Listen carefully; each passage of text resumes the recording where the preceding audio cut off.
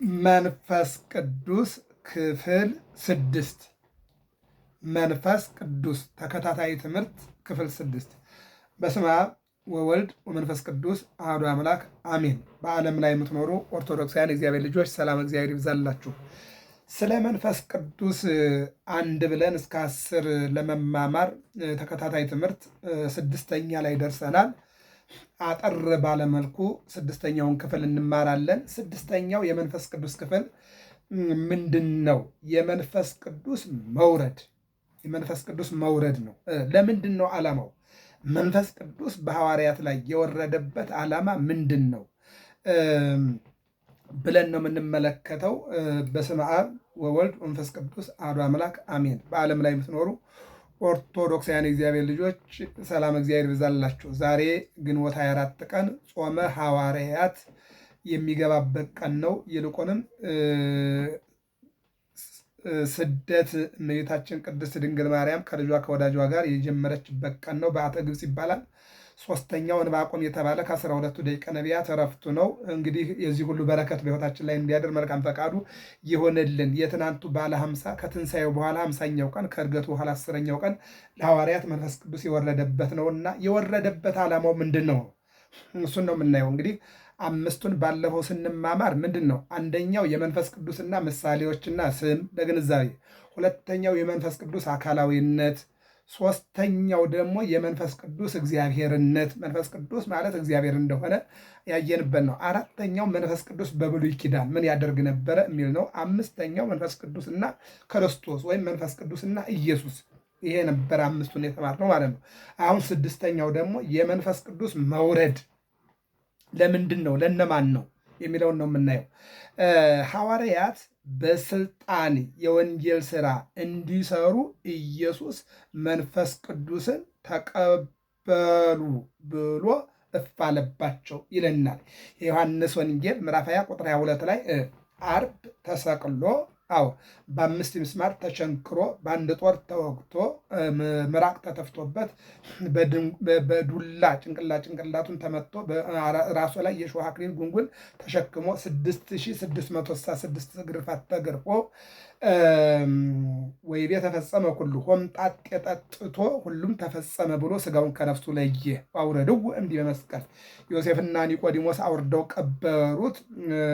በአብይ ኃይል ወስልጣን በ3ኛው ቀን መቃብር ክፈቱልኝ፣ መግነዝ ፍቱልኝ፣ አፈር በትኑልኝ ሳይል በራሱ ኃይልና ስልጣን ተነስቷል።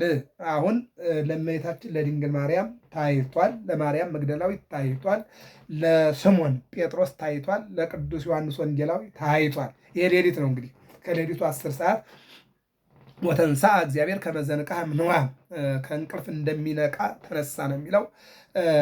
ምንድን ነበር አስቀድሞ ያለው? ይዜ ትነሣ ይቤ እግዚአብሔር፣ ዛሬ እነሳለሁ ብሏል እግዚአብሔር ብሎ ዳዊት አስቀድሞ እንደተናገረው ተነሳ። ማታ በ12 ሰዓት ማለት ነው። የዚህ ዕለት የትንሣኤ ዕለት ማታ ማለት ነው። እንዳይወጡ ፈርተው እንዳይነጋገሩ ሰግተው አይሁድም ማለት ነው። በእርጥቡ ላይ ይህን ያክል ካነደዱ በደረቁ ላይማ ምን ያክል ያነዳሉ? ፍጡር በፈጣሪው ይህን ያክል ከጨከነ ፍጡር በፍጡር ላይማ እንዴት ይቸክናል ብለው ፈርተው በዝግ ቤታቸውን ክርችም አድርገው ዘግተው መስኮታቸውንም ዘግተው ድምፃቸውን አጥፍተው ባሉበት ሰዓት ላይ እነሆ በእህቱም በድንግልና ተጸንሶ በድንግልና የተወለደ ማለት በእህቱም ማኅፀን የተወለደ ማለት ነው።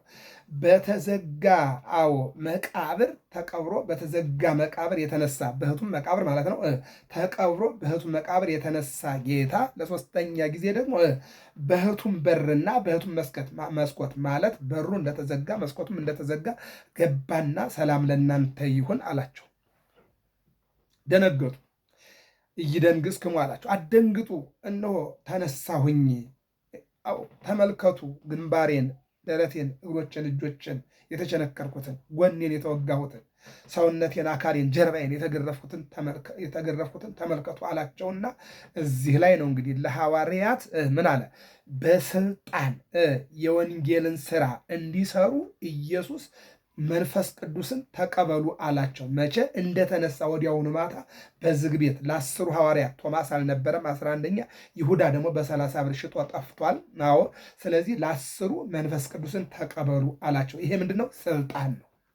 አዎ ትናንት የወረደላቸው 71 ቋንቋ የሚገልጥ ነው፣ ገላጭ ነው፣ አጽናኝ ነው። አዎ ችግራቸውን የሚፈታ ነው። ያኛው ደግሞ ስልጣን ነው፣ ክህነት ነው፣ ቅስና። አዎ እና የተሰጣቸው እዚህ ጋር የሚያስሩ፣ የሚፈቱ፣ የሚናዝዙ፣ የሚያስታርቁ መሆናቸውን የሚያሳይ ስልጣን ነው የሰጣቸውና ምን ይላል ዮሐንስ ወንጌል ምዕራፍ 20 ቁጥር 22 ላይ እነሆ መንፈስ ቅዱስን ተቀበሉ አላቸውና አሁን ላይ በዓለም እየሄዳችሁ ሁለት ሁለት ናችሁ በአብ በወልድ በመንፈስ ቅዱስም እያጠመቃችሁ ደቀ መዛሙርት አድርጉ አለና ይህን ስልጣን ሰጣቸው። ይሄ በመጀመሪያው ነው ማለት ነው። ሆኖም ከዚህም በላይ ይላል በአዲስ አይነት በበዓለ ሀምሳ ዕለት መንፈስ ቅዱስ ቅዱስ ወረደላቸው። የሐዋርያት ሥራ ምዕራፍ 2 ቁጥር 1 ላይ በሉቃስ ወንጌል ምዕራፍ 24 ቁጥር 48 እስከ መጨረሻው ባለው አንተ ሙሰ ንበሩ ሀገረ ኢየሩሳሌም እስከተለብሱ ኃይለ ማርያም፣ እናንተስ በኢየሩሳሌም ከተማ ቆዩ ከሰማይ ኃይል መንፈስ ቅዱስ ነው አጽናኝ እስከሚላክላችሁ በአንድ ቤት በስንት በአንድ ቤት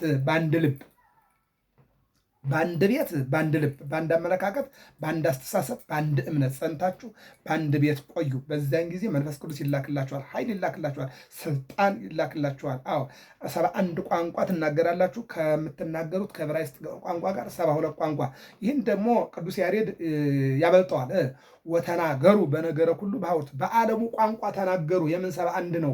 የዓለምን ቋንቋ አጠቃላይ ሰጣቸው። ምክንያቱም በምስራቁ በምዕራቡ በሰሜኑ በደቡቡ በዓለም ስለሚዘሩ የዓለሙን ቋንቋ አውቀው የቋንቋ እጥረት የእውቀት እጥረት እንዳይገጥማቸው እውቀት፣ ጥበብ፣ ማስተዋል፣ ቋንቋ ሙሉ ሰጠና አደላቸውና ሄዱ ነው የሚለው እንጂ ውሱን አይደለም ማለት ነው እዚህ ጋር እንደሚናገረው። ስለዚህ መውረዱ ደግሞ መንፈስ ቅዱስ ለሶስት ነገር ነው ይላል። አያችሁ አሁን በተነሳ ቀን መንፈስ ቅዱስ ሰጣቸውና ስልጣን እግዚአብሔርን ሰጣቸው፣ ማሰር መፍታትና ንስሐ መቀበል ማለት ነው። ይህን ነው። ቀጥሎ በዛሬው ቀን በበዓለ ሀምሳ ከትንሣኤው 50ኛው ቀን ከዕርገቱ 10ኛው ቀን ደግሞ የወረደው መንፈስ ቅዱስ ስለ ሶስት ነገር ነው ይለናል። ስለ ስንት? ስለ ሶስት ነገር። አንደኛ በተስፋው መሰረት መንፈስ ቅዱስ እንደሚወርድ አስቀድሞ በነቢያትና በክርስቶስ ተነገረ። መንፈስ ቅዱስ በአንዳንድ መሪዎች ላይ በኃይል ይወርድ ነበር። አሁን ግን ምዕመናን ሁሉ መንፈስ ቅዱስን ይቀበላሉ፣ ልዩ ልዩ ስጦታዎችም ይሰጣሉ የሚለውን ይናገራል ወይም ደግሞ ያስረዳል ማለት ነው። በአጭሩ ግን እዚህ ላይ ስንመለከት ነቢዩ ኢዩኤል ላይ በተነገረው ኢዩኤል 2:28 ላይ ስጋን በለበሰ መንፈሴን አሳድራለሁ። ወጣቶች፣ ሴቶች፣ ወንዶች ራእይ ያያሉ፣ ትንቢት ይናገራሉ፣ መንፈስ ቅዱስ በእነሱ ላይ ይወርዳል ተብሎ አስቀድሞ በነቢዩ ተነግሮ ስለነበረ በተስፋው መሰረት መንፈስ ቅዱስ እንደሚወርድ አስቀድሞ በነቢያት ማለት ነው። በነቢያት በነ ኢዩኤል ዳዊትስ ወመንፈሰከ ቅዱስ ታውፅእ መላእክቴ ንጉሥ ነው። በአንዳንድ ነገስታት ይላል በዳዊት መንፈስ ቅዱስ ወርዶ ነበርና መንፈስ ቅዱስን አታውጣ መንፈስን አታውጣ ይላል። በሶምሶን ላይ መንፈስ ወረደ ይላል። በነ ጌዲዮን ላይ መንፈስ ወረደ ይላል። ይህንን ይናገራል ማለት ነው። እንደሚወርድ አስቀድሞ በነቢያትና በክርስቶስ ተነገረ ይላል። በፊት መንፈስ ቅዱስ በአንዳንድ መሪዎች ማለት በሙሴ ላይ ትንቢትን፣ በኢያሱ ላይ ንግስናን፣ በሶምሶን ላይ ኃይልን፣ በነ ዳዊት ላይ ደግሞ ሙሉ መንፈስ እግዚአብሔር ጎልያድን በጠጠር እስከ መጣል ድረስና ደግሞ ልበ አምላክ ዳዊት ተብሎ የተሰየመው ዳዊት ልዩ ስጦታ ነበረው። በዮሐንስ ወንጌል 15:26 ላይ በሐዋርያት ሥራ ምዕራፍ 2 ቁጥር 33 ላይ መንፈስ ቅዱስ በሁሉም ወረደባቸው ይላል። በምንም በሁሉም በማን በ36 ቅዱሳት አንስት፣ በ12ቱ ሐዋርያት፣ በ72ቱ አርድእት 120 ቤተሰቦች በሙሉ በዚያ በጽርሐ ጽዮን በማርቆስ እናት ቤት በነበሩት በሁሉም ነው መንፈስ ቅዱስ የወረደው። ዛሬም ለሕፃናት ለወንዶች በ40 ቀን ለሴቶች በ80 ቀን መንፈስ ቅዱስ ይታደላል በቤተ ክርስቲያን። ዛሬም ሰዎች ጋብቻቸውን ሲፈጽሙ መንፈስ ቅዱስ ይታደላል። ዛሬም ሰዎች ንስሐ ሲገቡ፣ ዛሬም ሰዎች ምንኩስና ሲቀበሉ፣ ዛሬም ሰዎች ወደ ተለያየ ክብረ ክህነት ሲወጡ ይሄ ነገር ይደረጋል ማለት ነው። ስለዚህ አንደኛው ስለ ተስፋ ቃሉ ማለት ትንቢት ተነግሮ ነበርና ትንቢቱ ይፈጸም ዘንድ ለሐዋርያት በ50ኛው ቀን ምን ወረደላቸው? መንፈስ ቅዱስ ወረደላቸው ማለት ይህን ነው የሚናገረው። ሁለተኛው በስጦታ የመንፈስ ቅዱስ መውረድ በእግዚአብሔር ጸጋ እንጂ በሰውነት ወይም ድካም አይደለም። የሐዋርያት ሥራ ምዕራፍ 2 ቁጥር 38 ላይ። ስለዚህ መንፈስ ቅዱስ የመውረዱ ጉዳይ ሰዎች ስለደከሙ ወይ ሰዎች ደግሞ ስለበረቱ ያይደለ እግዚአብሔር አዎ ምንድን ነው ለሰው ልጆች እሰጣለሁ ብሎ በተናገረው በስጦታ መልኩ ነው። ስጦታ ነው። አዎ ምንድን ነው ይላል? አረገ ውስተ አርያም ፄዊወከ ፄዋ፣ ወደ ሰማይ ወጣ ምርኮን ማረክ ይልና ምርኮን ሲል ነፍሳትን ከሲኦል ወደ ገነት መመለሱን፣ ምርኮን ሲል አዎ እነሆ ዲያብሎስን ከሰዎች ልቡና ማውጣቱን፣ ምርኮን ሲል ከበረቱ ውጭ የሆኑትን ወደ በረቱ መመለሱን፣ ምርኮን ሲል ሐዋርያትን ከዓለም አውጥቶ የራሱ ሐዋርያ ማድረጉን፣ ምርኮን ሲል አዎ እነሆ እግዚአብሔር የሰጠን ምንድን ነው? ውሃብ ከጸጋ ከለጓለ እመሕያው ስጦታ ለሰው ልጆች ሰጠ ስንል የመጀመሪያው ሰው መሆንን ነው። አውሬነት አለና ማለት ነው።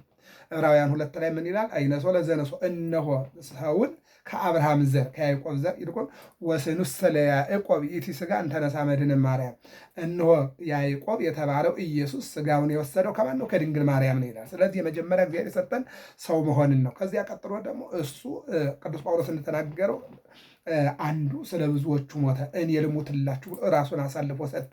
ሰው ብር ሊሰጥ ይችላል፣ መኪና ሊሰጥ ይችላል፣ ቤት ሊሰጥ ይችላል፣ ንብረት ወዘተ ሊሰጥ ይችላል፣ ጊዜ ሊሰጥ ይችላል፣ ደም ሊለግስ ይችላል። አዎ ነገር ግን እኔ ልሙት አንተ ቆይ የሚል የለም። ክርስቶስ ምኑን የሰጠ ማለት ነው? ራሱን አሳልፎ የሰጠ ማለት ነው። ከዚያ ቀጥሎ የሰጠ ምንድን ነው? ሀብተ መንፈስ ቅዱስን አዎ ለእያንዳንዱ ስጦታ ሰጥቷል። ዛሬ የመናገር ስጦታ፣ የማዳመጥ ስጦታ፣ የፍቅር ስጦታ፣ የይቅርታ ስጦታ፣ የሰው መሆን ስጦታ፣ ብዙ ነገር አለ። ሌብነትም አለ፣ ገዳይነትም አለ፣ ክፉ መሆንም አለና እነዚያ የሰይጣን ባህሪ ናቸው። የመንፈስ ቅዱስ ባህሪ ፍቅር፣ ይቅርታ፣ ሰው መሆን፣ እነሆ በጸጋ መናገር፣ መዘመር፣ ማስተማር፣ መማር፣ ማድረግ፣ መጾም፣ መጸለይ፣ መስገድ፣ ማካፈል፣ መስጠት፣ ቆርሶ ማብላት፣ እነዚህ ስጦታዎች ናቸው። ያለ መንፈስ ቅዱስ ስጦታ ሰው ተነስቶ ዛሬ እየጾምክ ነውና በጾም ሰዓት እንጀራ መቁረስ ያስፈልጋል ብሎ ቆርሶ አይሰጥም፣ ደግሞ ይጾማል እንጂ። ጾም ማለት ደግሞ ንስሐ ካልገባህ፣ ይቅርታ ካላደረግ፣ እንደገና ደግሞ ካላካፈልክ፣ የታሰሩትን ካልጠየቅ፣ ቆርሰህ ካላበላክ፣ ኃጢአትን ካልተውክ፣ አው በሰውነት ላይ የጾም አዋጅ ማወጅ እንጂ ጸጋን አያመጣም፣ ይቅርታን አያመጣም ማለት ነው። ጾም ሙሉ የሚሆነው ኢሳይያስ 58 እንደተነገረው አሁን ምንድን ነው?